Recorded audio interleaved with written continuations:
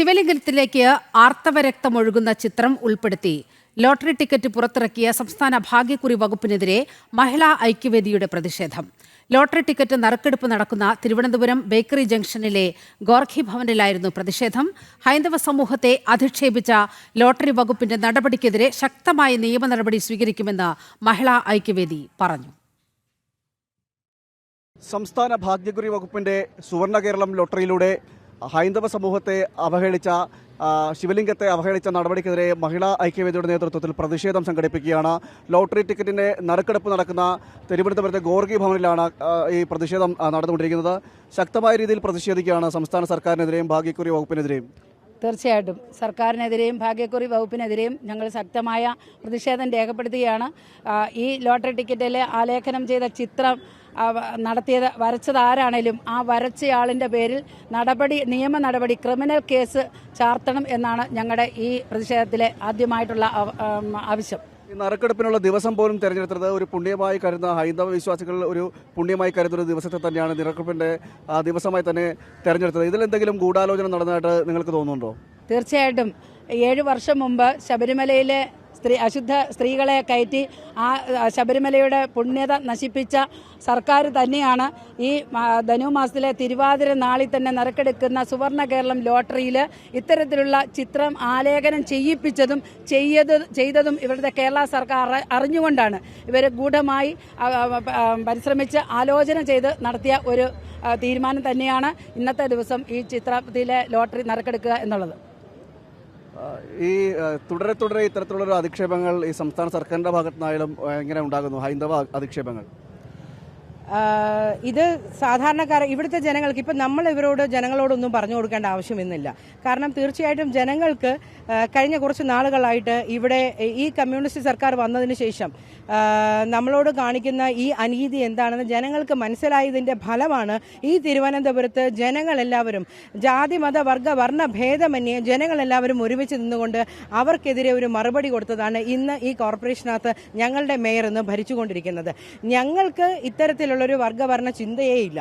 ഞങ്ങൾക്ക് ജനങ്ങളെല്ലാവരും ഒരുമിച്ചാണ്. ഞങ്ങളുടെ ബഹുമാന്യനായിട്ടുള്ള പ്രധാനമന്ത്രി അദ്ദേഹം ഇത്തരത്തിലൊരു വർഗവർണ്ണ ചിന്ത ഇല്ലാതെയാണ് എല്ലാ ജനങ്ങളെയും ഒരുമിച്ച് നിർത്തിക്കൊണ്ട് അവരുടെ വികസനത്തിനായിട്ട് പ്രവർത്തിച്ചുകൊണ്ടിരിക്കുന്നത്. എത്തരത്തിലാണോ ഇവിടുത്തെ ഈ നരാധമന്മാരായിട്ടുള്ള കമ്മ്യൂണിസ്റ്റ് സർക്കാർ ഇവിടുത്തെ ജനങ്ങളെ ഭിന്നിപ്പിച്ച് ഭരിക്കുവാനായിട്ട് പരിശ്രമിച്ചുകൊണ്ടിരിക്കുന്നത്, അത്രയധികം തന്നെ ഇന്ന് കേരളത്തിലെ ജനങ്ങളെല്ലാവരും ഒത്തൊരുമിച്ചുകൊണ്ട് ഈ ഭരണത്തിനെതിരെ ഈ ഭരണം നിർത്തുവാനായിട്ടുള്ള എല്ലാ പ്രവർത്തനങ്ങളും എല്ലാ നടപടികളും ഇന്ന് സാധാരണക്കാരായിട്ടുള്ള ജനങ്ങളാണ് ചെയ്യുന്നത്. ഏതെങ്കിലും ഒരു മതവിഭാഗത്തിനെതിരെ കടക്കുന്ന ഈ അനീതിക്കെതിരെ തീർച്ചയായിട്ടും ബിന്ദു ചേച്ചി പറഞ്ഞതുപോലെ തന്നെ നിയമ നടപടികൾ ഇത് ചെയ്തതിനെതിരെയും ഇതിന് മുൻതൂക്കം കൊടുത്ത ഇത് ചെയ്യുന്ന സർക്കാരിനെതിരെയും തീർച്ചയായിട്ടും നിയമ നടപടികൾ സ്വീകരിക്കും എന്ന് തന്നെയാണ് പാർട്ടിയുടെ ഭാഗത്തുനിന്നും എനിക്ക് പറയാനുള്ളത്. പിണറായി സർക്കാർ അധികാരത്തിൽ വന്നതിന് ശേഷം ഇത് ആദ്യമല്ല ഇങ്ങനത്തുള്ള അധിക്ഷേപങ്ങൾ നടക്കുന്നത്. നിരവധി കേസുകൾ എണ്ണിയാൽ ഒടുങ്ങാത്തത്ര സംഭവങ്ങൾ നമുക്ക് പറയാൻ കഴിയും. വീണ്ടും ഇത് ആവർത്തിക്കപ്പെടുകയാണ്. നമുക്കറിയാം അവർക്കിനി ചെയ്യാനുള്ളത് ഇത് മാത്രമേ ഉള്ളൂ. അവരെ ഭിന്നിപ്പിച്ച് ഭരിക്കുക എന്നുള്ളൊരു ഉദ്ദേശത്തിൻ്റെ പുറത്താണ് ഇത് നടന്നുകൊണ്ടിരിക്കുന്നത്.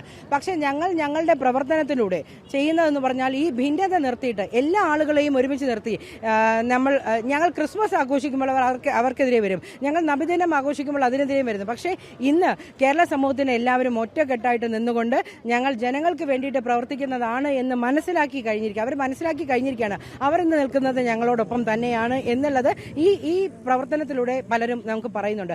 അതിന്റെ ഉദാഹരണമാണ്. ഇതിന് മറുപടി ഞങ്ങൾ കൊടുക്കുന്നത് തീർച്ചയായിട്ടും ഈ 3 മാസം കഴിയുമ്പോൾ 150 ദിവസം കഴിയുമ്പോൾ വരുന്ന ഞങ്ങളുടെ നിയമസഭാ ഇലക്ഷനിൽ ഭാരതീയ ജനതാ പാർട്ടിയുടെ കാൻഡിഡേറ്റുകൾ MLA ആയി വരുമ്പോൾ ഇതിന് മറുപടി അതിലൂടെയായിരിക്കും ഞങ്ങൾ കൊടുക്കുന്നത് എന്ന് തന്നെയാണ് ഞങ്ങൾ പറയുന്നത്. ഈ ഹിന്ദു വിരുദ്ധതയ്ക്കെതിരെ നിയമ നടപടി സ്വീകരിക്കുമെന്ന് തന്നെയാണ് മഹിളാ ഐക്യവേദിയും BJPയും പറയുന്നത്. ഇപ്പോൾ ഈ നിൽക്കുന്ന സ്ഥലം ഇവിടെയാണ് ലോട്ടറിയുടെ നറുക്കെടുപ്പ് നടക്കുന്നത്. ഇന്ന് വൈകിട്ട് 3 മണിക്കാണ് ഈ സുവർണ കേരളം എന്ന ലോട്ടറിയുടെ നറുക്കെടുപ്പ് നടക്കുന്നത്. ആ തെരഞ്ഞെടുത്ത ദിവസം പോലും ഇത്തരത്തിൽ ഒരു ധനുമാസത്തിലെ തിരുവാതിര ഹൈന്ദവർ പുണ്യമായി കാണുന്ന ആ ദിവസം തന്നെയാണ്, പ്രത്യേകിച്ച് ഹൈന്ദവ വനിതകൾ പുണ്യമായി കരുതുന്ന ഒരു ദിവസം തന്നെയാണ് നറുക്കെടുപ്പിന് തെരഞ്ഞെടുത്തത് എന്നതടക്കമുള്ള കാര്യങ്ങളാണ് ഇവർ പറയുന്നത്. അതിൽ തന്നെ ഗൂഢാലോചന ഉണ്ട് എന്ന് പറയുകയും ചെയ്യുന്നത്. എന്തായാലും നിയമപരമായിട്ട് തന്നെ നേരിടും.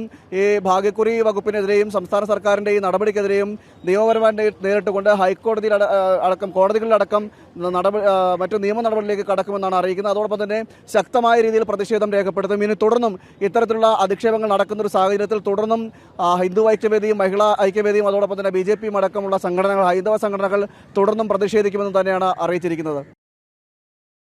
ശരി പ്രശാന്ത്.